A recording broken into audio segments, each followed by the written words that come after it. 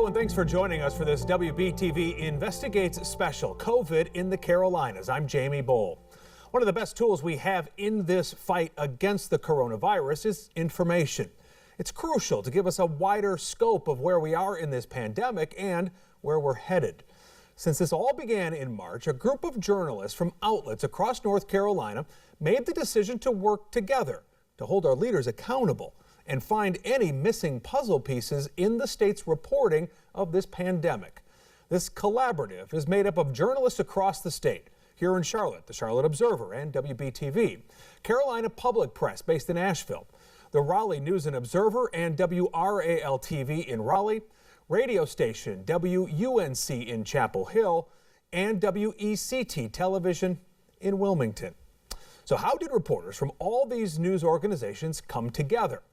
I spoke with a group of the founding members to learn the story. Nick, let me just start off by asking you kind of the genesis of this. How did this collaborative come together? What was the mindset behind it? Yeah, well, it really actually started with a question from one of our producers that you work with every day, Jamie, Jess Dyer, who asked a really specific question about coronavirus testing way back in like early to mid-March. And frankly, it was a question that I don't think anyone knew the answer to, and that would be too big for me to go find the answer to on my own. So it made sense at that point to call some folks that I knew and worked with around the state. And my first call is to Tyler, who'd led a different collaborative for Sunshine Week over the last few years. And from there, we kind of put this group together. What do you think has been the biggest impact of this? I think it has been a greater awareness of the different pieces of this story. I think we have been able to expand the state's knowledge of everything from testing to what's going on in nursing homes and prisons.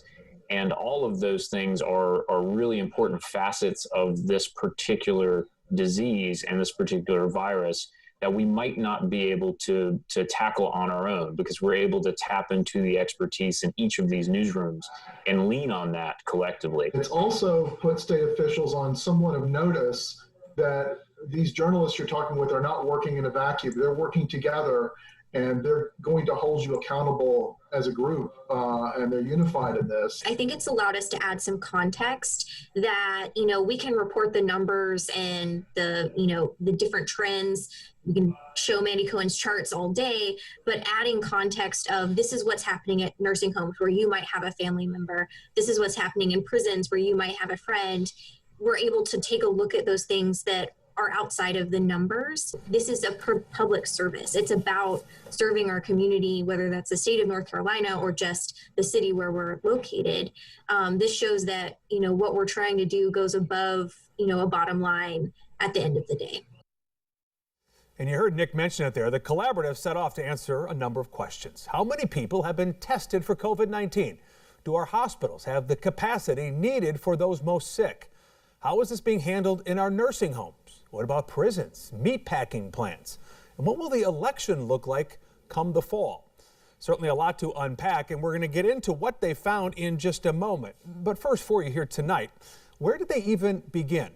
Well, it started with getting the information, and that meant requesting a lot of documents, and it even led to a lawsuit.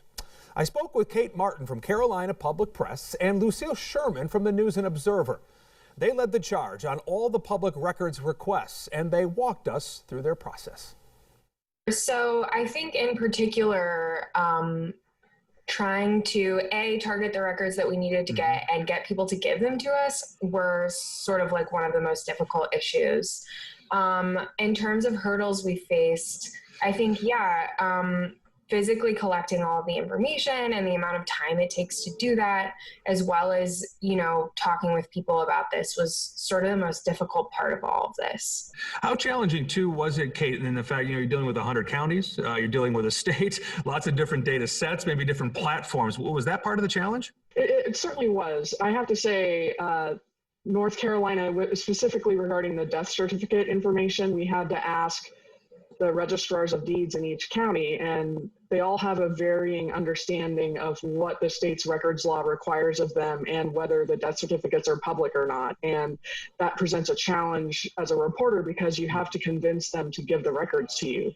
And explain to viewers at home who want to understand what goes into this and why this information you felt was so important to gather up. So in terms of death certificates, we felt like it was really important to understand if there could be more deaths, COVID-related deaths, than were currently being reported. And to explore that, getting death certificates was sort of one of the major things that we did.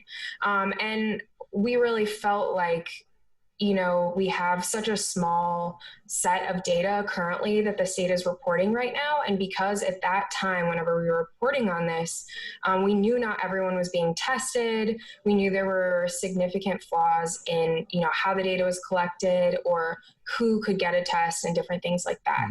So we really wanted to focus on sort of understanding the scope of this truly, and also getting down to the actual humans who are affected by this.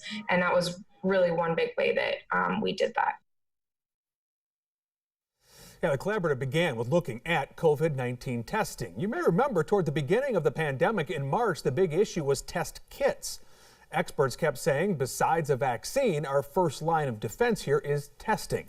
Gives us a broader scope of how many people are infected and helps us track how effective certain protocols like wearing masks and social distancing have been. But test kits were limited. We were using the state at that time. Those 3 tests that I was talking about specifically came from the state lab, and we were sending back to the state lab. Mecklenburg County Health Director Gibby Harris, you saw her there, said she was only getting 3 test kits at a time from the state. Now, each kit contains 2 tests, so that's a total of 6 tests.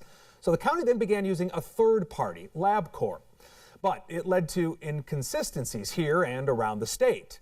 While Mecklenburg only used those tests, counties like Burke said they had their own supplies. And then UNC Health, which has facilities around the state, said it developed its own version. We are testing samples from all of UNC Health affiliates, all UNC Health inpatients and emergency department patients. Their samples are coming here for our tests because of our short turnaround time. So we can have a shorter turnaround time than if they sent it to a commercial laboratory or the state laboratory, which is what they've been doing so far.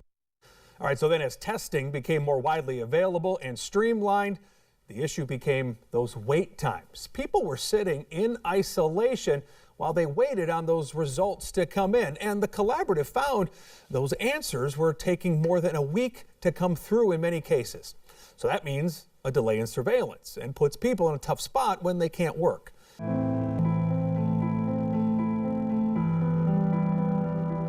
In On Your Side Tonight with Jamie Bowl Special. United, Niner Nation. 1 year later.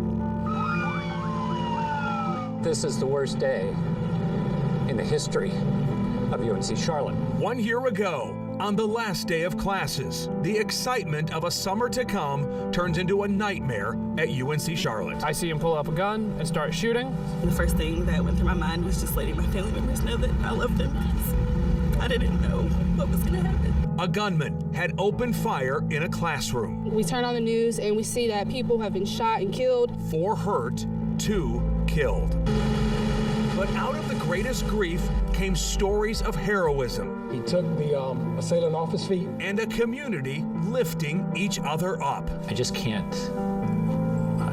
get that scene out of my head because it was so both tragic and gratifying. I think it started with getting letters with return addresses from Charlotte from people we didn't know, just unbelievable amount. Tonight, the strides we have made to become a community stronger than ever.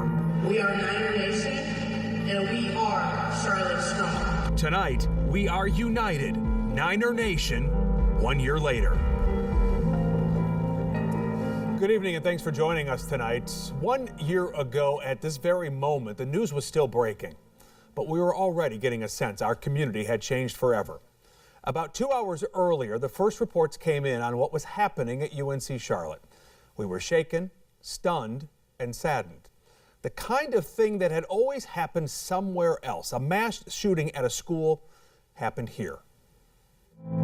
It's not anything that you ever expect. and then you think about the worst case scenario, which just makes you just want to break down. It's just very heartbreaking. You never think this is going to happen right here at your own school. Sickening feeling right now that this hit so close to home, like on my campus. I'm supposed to be safe here. Of course, that pain and that hurt doesn't just go away. But tonight we want to reflect on how we responded, how we became united, Charlotte strong, as a part of Niner Nation. We're also remembering the lives changed and the lives lost. Reed Parlier, Riley Howell. The two young men should have had a lifetime full of moments ahead of them, and we are certainly thinking of their families tonight. All of us in this community had hoped to offer some of that support side by side with a hug. The pandemic got in the way of that, but UNC Charlotte is still bringing us all together, but they're doing it virtually. WBTV's Chandler Morgan is live tonight on the UNC Charlotte campus, and Chandler, even through a screen, that remembrance today was emotional. Jamie, and you could certainly feel that emotion here as many students decided to come here and watch that ceremony together and feel that support of their students, each spread out to watch and remember the strength but the tragedy that they experienced 1 year ago today. But of course, even if you weren't here watching it, if you were watching it from afar, that echo of support and community strength while honoring through different types of music, different types of photos, and you could see and bring it right back to how the community supported one another a year ago today and the days that went on.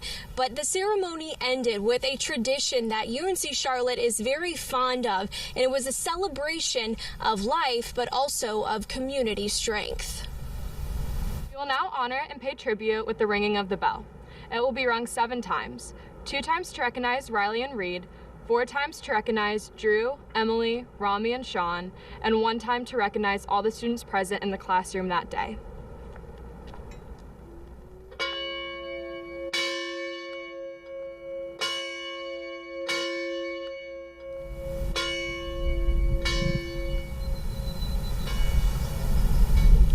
Certainly a celebration of life as well for the survivors of that day. And I spoke with one of the students who did survive from the classroom that day, Drew Piscaro. He shared with me the moments that took him back to today 1 year ago, but also shared about how Charlotte and Niner Nation are truly united. The flashbacks of what happened, I mean, the experience itself was straight out of a nightmare. This was a major event, and this was part of what happened on our campus. Everything that happened, they haven't left my mind. There had been 2 memorials, one at the Miners statue and one in front of the Kennedy building itself. We had a lot of letters that were left that were addressed specifically to Reed or Riley. I think it's part of the grieving process and healing process for the community. But just knowing that I have a lot of people there to support me. There were people from all over. Just the way that the city of Charlotte and our surrounding community embraced the campus. And there was a sense of togetherness. In these situations, when you see the worst of humanity, the best of humanity comes forward. We come together as a community and as a Niner Nation family. You never know what a tragedy will bring out of a community, and I think we really rose to the challenge. We are resilient. We have shown that from day one. I mean, the support I got from all those people, how much the community really rallied around us, well, I can't thank them enough. That support, something that Chancellor Dubois echoed today, saying that this campus and this university is not going to be defined by that tragedy. They're going to be defined by the support and strength that they have shown that they are united. Jamie. You know, the thing is, tropical systems are a way of life around here. Folks get used to them at some point. It's what the trade-off is for the 99% of the time when it is absolutely spectacular here. But certainly over the past few years, by anyone's measure, this has been a really rough go in the coastal Carolinas. Florence, you'll remember, that soaked us just last year. And then there was Matthew. Eric mentioned that back in 2016. I want you to look at a map that we can put up on the screen right here. That storm hugged the Carolina coastline for a couple of days as a Cat 1 storm. Look familiar? Dorian's forecasted path is almost identical. And Eric mentioned the impacts that we had of all this. Keep in mind, 25 lives were lost in North Carolina during Hurricane Matthew. This was the aftermath in Robeson County. It caused all totaled $10 billion in damage. Hilton Head was also ravaged in that storm. First time in many years that they had been affected by a tropical system. Charleston was hit with a massive storm surge. Oak Island, just across the river from where we are tonight, lost its dunes and also its landmark pier. But as we've seen with so many other storms, the real story was told days later. 1.5 feet of rain fell just inland, and all that water flooded communities down the river system. And some of those communities are still recovering today. Now, here in Southport tonight, those final preps are underway right now. And if you haven't been here, it is really the quintessential Carolina coastal community. It's made famous by being used as a backdrop for many films that have been shot here over the years. Its year-round population, somewhere around 4,000 people. It sits here at the mouth of the Cape Fear River. And it's that riverfront that draws tens of thousands of visitors a year. Earlier this afternoon, we caught up with the town's mayor, J.V. Dove, to see how preparations are going right now. How about preparation-wise? Do you feel like your community's ready? We have been preparing for about 5 days now for this event. We have all of our resources in place. I spoke with our chief of police, and he's passing out some flyers to some of the folks that live close to the water, the Cape Fear River, and to warn them that, you know, it might pay them to evacuate or to seek higher ground. We know things are going to head south here in the next 24 hours or so. What's your biggest concern? Well, the biggest concern we're going to have is flooding. That's, you know, we're in the low country here, and but this year we're fortunate. Remember last year at Hurricane Florence, we had already had several inches of rain, right, and the ground was soaked. There was not too many places for the water to go. This year we've had a drier summer, and so we're going to have a place to kind of store the water. The rivers are low, and the ground has not been as saturated, so we're pleased about that. That's the good news. The bad news is they're forecasting a storm surge of anywhere from 4 to 7 feet. Right. That could hurt some of our low-lying areas and the people on the closest to the river. As I say, worst case scenario, if it gets to that 7 feet storm surge, what kind of impact will we have here? There'll be several impacts. Probably there'll be damage to our stormwater system to begin with. Of course, houses, the infrastructure, and the structure will be compromised on it. Integrity of our roadways, sidewalks, things like that. The damage that you dealt with Florence just a year ago, you're still recovering from that in some ways, right? Yes, we are. So what would this storm do to you? Some of the damage that is done by Florence will probably even get worse. Most of it, fortunately though, most of our damages have been repaired, especially to our roadways and our infrastructure. The last time we had, there is concern here because if we have a lot of flooding, we can be isolated, and we have been isolated before. Obviously, your first priority is life, yes, and making sure everyone's protected. What have you learned from some of these past several storms that you've dealt with that you can apply now to this one? Well, first of all, one thing when we hear the evacuation, if you are in that low-lying area, you need to evacuate or else at least seek higher ground. The most dangerous part is the water, the flooding, and damage to your roadway, people running off, bridges collapsing, driving in water that you can't see the roadway, and those are some situations that I found that are really dangerous, and people need to take heed to that. Oh, you guys rely so heavily on tourism. This is what makes it work down here for everybody. And, folks are going to need to come back once you get back open for business. Oh, right? yes, indeed. Yes, we hope they will come back, and hopefully we'll get back on our feet very quickly. That is certainly what we are all hoping for. We have turned our camera around. This is the west behind me. Check out this spectacular sunset that you see over my shoulder right now. Hard to imagine something so beautiful behind us when something so ugly is in front of us still to come.